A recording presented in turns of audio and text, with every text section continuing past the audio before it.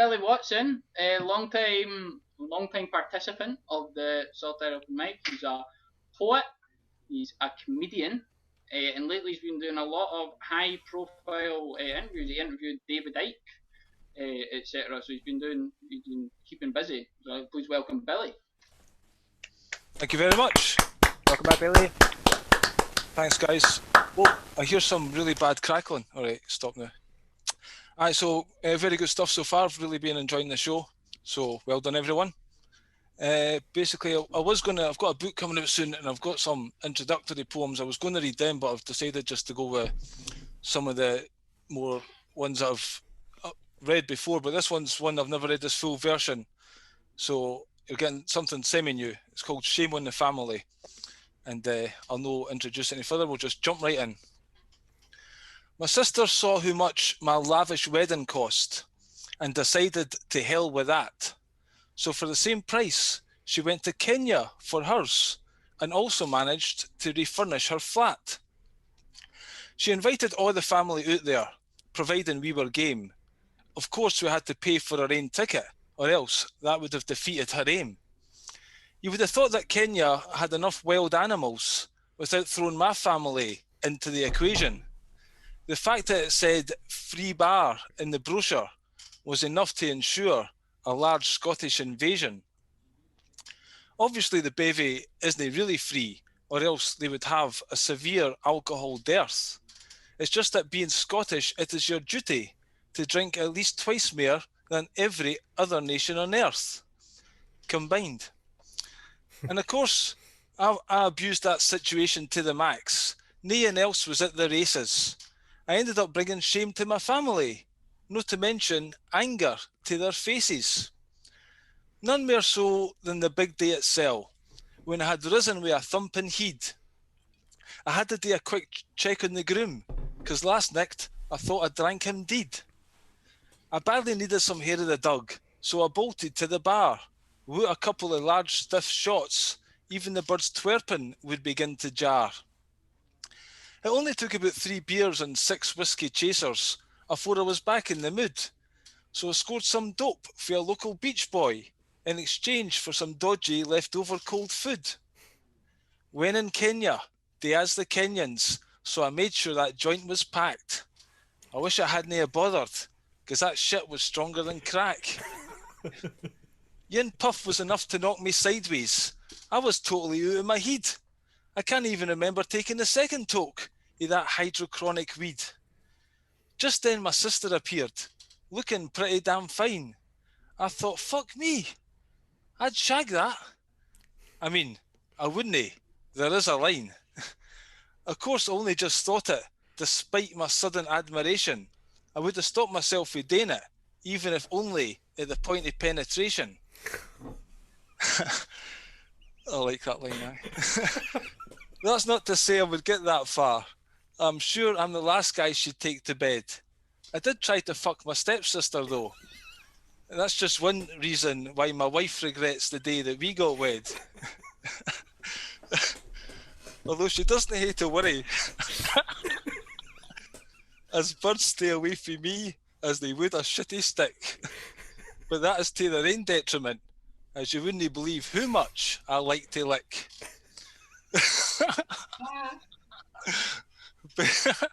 Behind my sis, my OCD mother appeared, took a look at me and wanted to feed me to a lion. She screamed, "What the hell have you been up to?" I said, "Ma, I'll tell you when you stop crying." My father was hovering around, playing with his new camcorder, but my ma wasn't too impressed with that, so she gave him a fairly blunt marching order. She told him to fuck off.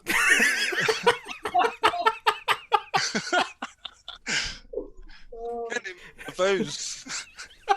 Because I was trying to hide my sicking. I then launched a pavement pizza before finding a vase to use for a spew bin. But that wasn't the worst of my antics. Oh no, that was still to come.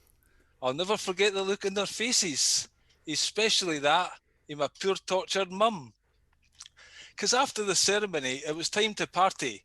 I had just about clambered out of the mire. So I had another beer, a couple of shots and a joint. and afore dancing to the Kenyan version of Earth, Wind and Fire.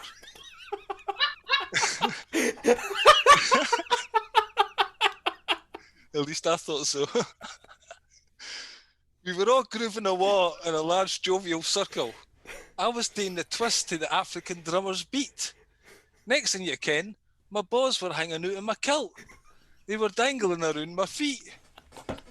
I was blissfully unaware of this. But on Dad's video, you can see Ma's rage. At the time, I didn't care what she meant when she told me to put my moose back into its cage. Before you kent it, some locals had gathered, and yin by yin, their jaws all joined my balls on the flare.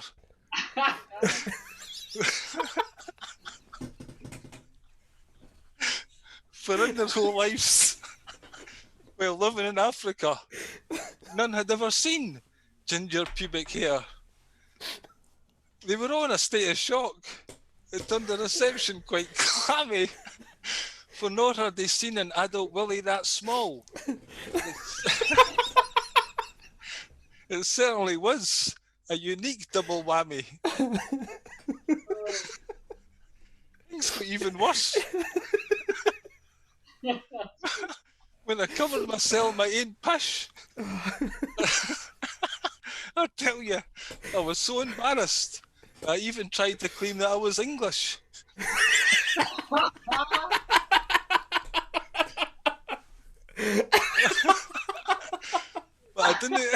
I didn't get away with that yin. Everyone kens Englishmen didn't hae the balls to wear a skirt with no knickers underneath. Well, you officially gain your in-laws. The reason my family ended up full-on raging was no because I made another tit of myself. It was because not only was I sick in the vase, later on, I spewed all over the cake as well. That was that, Ian.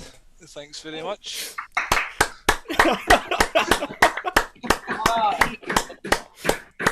Oh my god.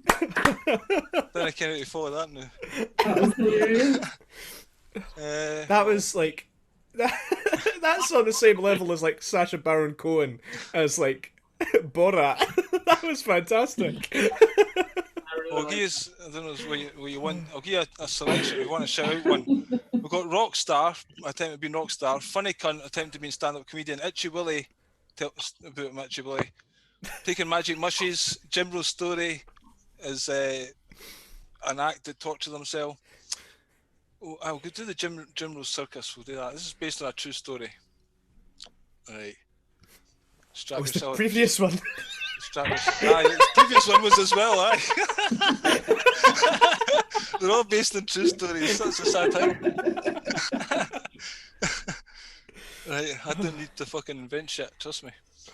Anyway, this is the Jim Rose Circus.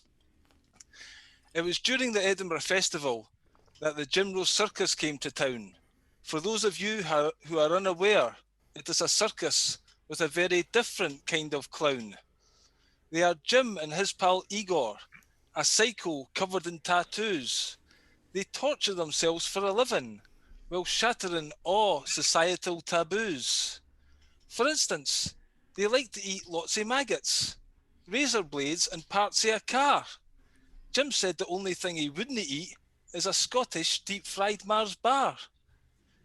Now, for some strange unknown reason, my friend suggested we go to the show. We were both doing a lot of LSD at the time. I think that's why I agreed to go. Well, Jim and Igor, they didn't hold back. They believe in giving 100%. I think they were just trying to prove their manhood is not even slightly bent. For they stuck skewers through their arms, let off mousetraps on their tongue. They even set fire to their genitals, whilst for their fingers they were hung. At that point I nearly fainted. I just about managed to regain my breath. I didn't ken who they were coping, because I was fairly close to death. Then came the show-stopping moment. The house lights dimmed. Igor drunk a jug of man juice, and it wasn't even skimmed. He washed it down with a pint of blood and some urine for good measure. Oh my How much God. was he getting paid? Or was he doing it for pleasure? Then he brought some back up into a glass by Jim battering his rib cage. He then invited thirsty volunteers to come up onto the stage. The audience just laughed. It was obvious he was just being kind. He kept that for anyone to drink it.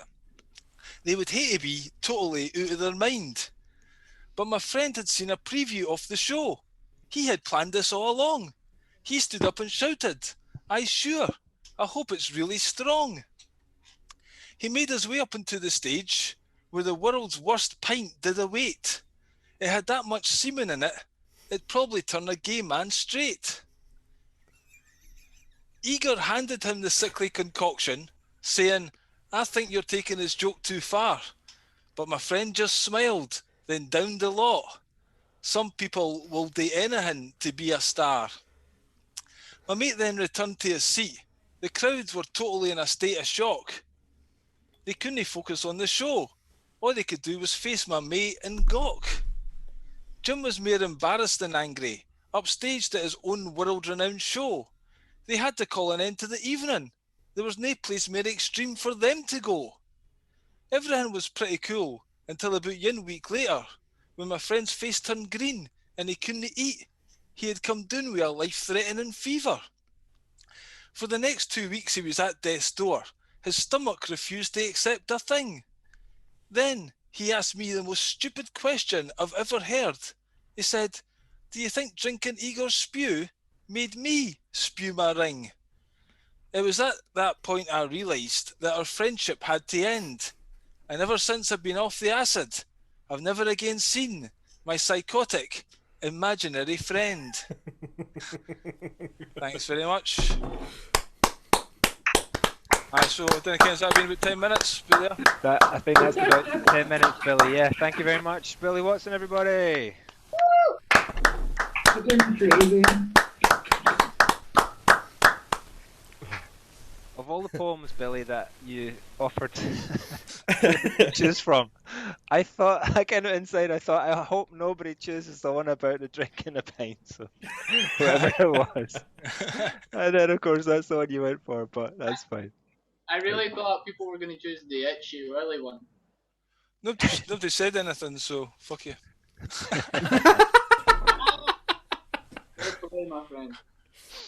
Oh, it was very good. I actually done that one at a gig in Edinburgh, and some people in the crowd, there was this comedian called Viv G, she really loved it, but some people complained to Peter Buckley Hill, and they barred me from doing open mics throughout their establishment for the rest of the festival because women can't take a joke in that, you can.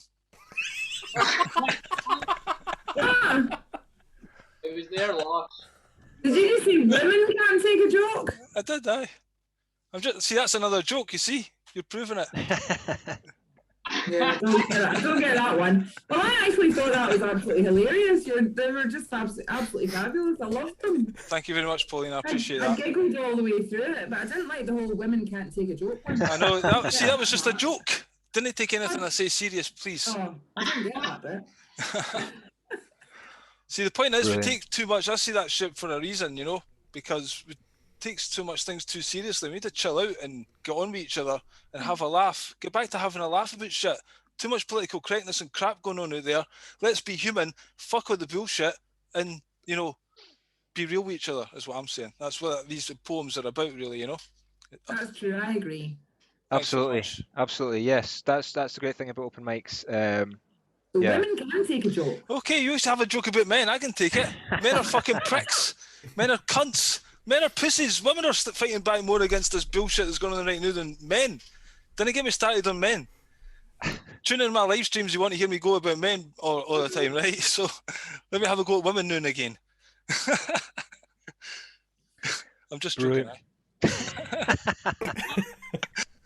I was only joking. Right, anyway, cool. We're all good here, right? I was only joking. Billy can't take a joke. Oh. No, I love the first one, Billy, where James laughing almost put you off. That was good. That was good. I mean, I was struggling to breathe on that first one. Yeah, I was really into that one. That was really funny. Yeah, that was a good one. I kind of couldn't top that. So anyway, shouldn't have started with that. Then. Brilliant. Thanks for your time.